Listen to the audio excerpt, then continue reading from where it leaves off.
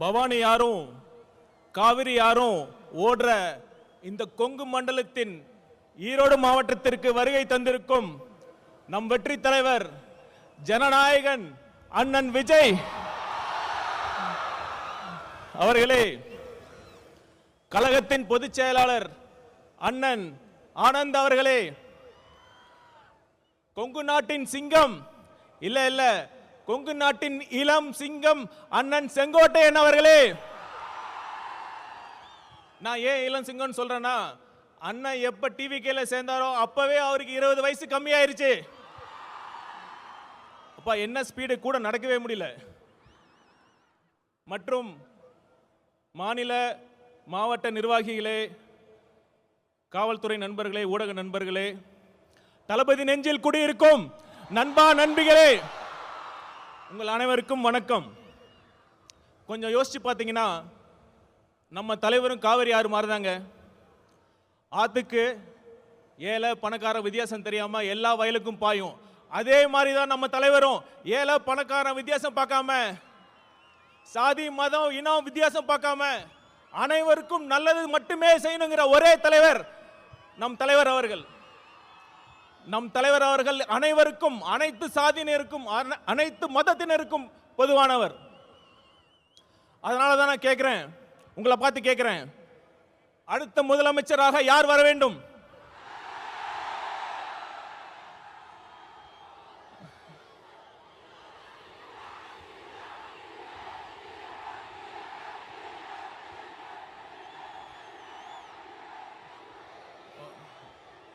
அதோட முக்கியமான கேள்வி, ஏன் நம் வெற்றி தலைவர் முதலமைச்சராக வர வேண்டும்?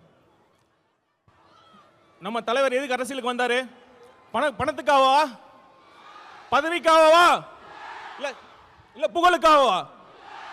இதையெல்லாம் போதும் போதுன்னு திகற்ற அளவுக்கு அவர் பார்த்தாச்சு. அவரோட நெருங்கி பழகியவன் என்ற முறையில் சொல்றேன், அவர் வரத்துக்கான ஒரே நோக்கம், தனக்கு பணம், பேர், புகழ் எல்லாம் கொடுத்த இந்த தமிழ்நாட்டுக்கும் தமிழக மக்களுக்கும் ஏதாவது நல்லது செய்யணுங்கிற ஒரே நோக்கத்துக்காக தான். அந்த நம்பிக்கை என்கிட்ட ஆழமா இருந்ததுனால தான் அண்ணன் சொன்ன மாதிரி என் ஐஆர்எஸ் பதவியை, நான் கஷ்டப்பட்டு படிச்ச ஐஆர்எஸ் பதவியை தூக்கி எறிஞ்சிட்டு அண்ணன் பக்கத்தில் நிக்கிறேன். அந்த நம்பிக்கை உங்ககிட்ட இருக்குல்ல? உங்ககிட்ட மட்டும் இல்ல, ஒட்டுமொத்த தமிழ்நாட்டு மக்களுக்கும் அந்த நம்பிக்கை இருக்கு. தளபதி வரார், நல்லது செய்ய போறார் என்ற நம்பிக்கை இருக்கு. அடுத்து இன்னொரு விஷயம், நம்மளை பார்த்து ரசிகர் கூட்டம்னு சொல்றாங்க. ஒரு நிமிஷம், அதுக்கு நான் சொல்றேன்.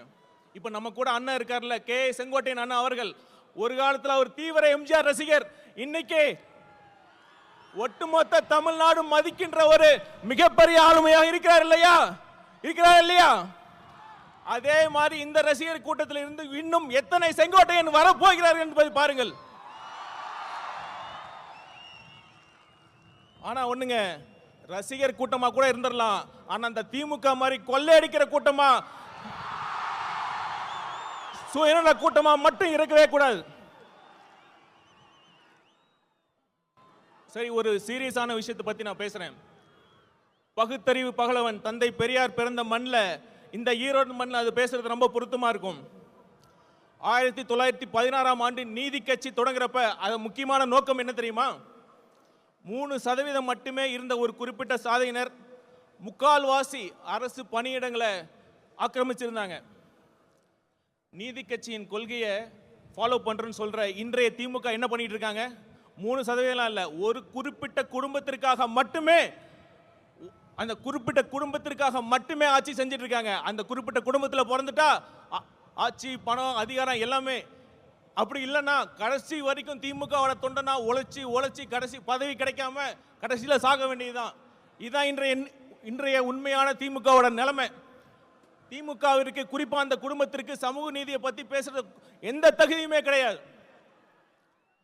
அப்புறம் இன்னொரு விஷயம், சிஎம் அவர்கள் நிறைய வாட்டி சொல்லியிருக்காரு, தப்பு பண்ணா நான் சர்வாதிகாரியா மாறிடுவேன்னு சொல்றாரு. எனக்கு ரொம்ப ஆச்சரியமா இருக்கு. நம்ம சிஎம் அவர்களுக்கு ஜனநாயகம்னா என்ன, சர்வாதிகார ஆட்சினா என்னன்னே தெரியல.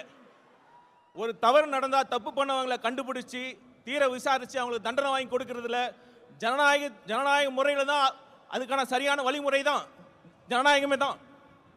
ஆனா சர்வாதிகார ஆட்சியில தான் ஆட்சியாளர்களை கேள்வி கேட்டால் அவங்களை அரெஸ்ட் பண்ணி உள்ள வைக்கிறதும் உண்மையான குற்றவாளிகள் வெளியே சுத்துறதும் சர்வாதிகார ஆட்சியில் தான் நடக்குதும். சிஎம் சார், நீங்க சர்வாதிகாரிலாம் மாறலாம் தேவையில்லை, நீங்க சர்வாதிகாரியா தான் இருக்கீங்க. தயவு செய்து முடிஞ்சா ஜனநாயகவாதியாக ஆக முயற்சி பண்ணுங்க. ஆட்சி நல்லா நடத்துறாங்களா இல்லையோ, இந்த விளம்பரத்துக்கு மட்டும் குறைச்சலே இல்லைங்க. இப்ப சமீபத்தில் வெல்லும் தமிழ் பெண்கள்னு ஒரு விழா நடத்தினாங்க. அதுல ஒரு மூத்த பெண் போலீஸ் அதிகாரி வந்தாங்க. அவங்க யாருன்னு சிஎம் சாருக்கு தெரிஞ்சிருக்க வாய்ப்பில்லை, நான் சொல்றேன். Seema Agarwal IPS madam. அவங்க யார் தெரியுமா? இப்போ தமிழ்நாட்டுக்கு டிஜிபி அப்பாயின்ட் பண்றதுக்கு யூபிஎஸ்சி பரிந்துரைச்சாங்க 3 பேர். அதுல முதல் இடத்துல இருந்தாங்க.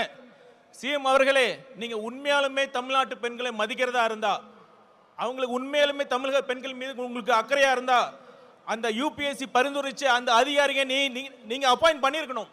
அதை தவறிட்டீங்க. கண்டிப்பா நான் சொல்றேன், தமிழ்நாட்டு பெண்கள் உங்களை நம்பவே மாட்டாங்க.